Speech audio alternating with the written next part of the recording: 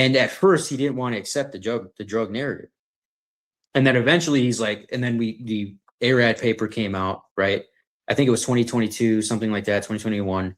They find on the altar. Yeah. Well, the altar had been found for a long time, since the 60s, actually, if you track that whole Yeah. thing. But They they didn't finally have scraped. Yeah, they scraped the residue off of it, and there's 2 altars. One of them, they actually found frankincense and myrrh. The other one, so they're burning that. And that's actually in the Bible recipe, right? But they were telling them in the Old Testament, you have to burn this 24 hours. They have, and so they were in frankincense and myrrh. If you guys don't know, it's a sedative, a mild sedative, but it does have some effects. And if you're breathing that in all day long, that's what they would use to communicate. So when they're going into the Holy of Holies at ARAD, literally, this is where they're finding the altar, and it's basically just a box. It's a room, and it's a small room, and you get these things fumigating. You're basically just.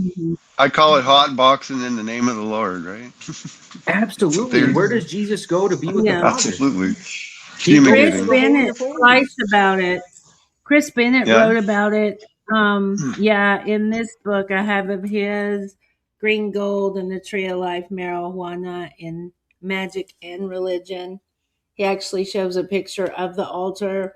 The tall altar on the left held the frankincense. The low altar on the right held the hashish, the heavy concentrated hashish. I mean, we're dealing with ancient hashish kings and priests and priestesses that rolled in this.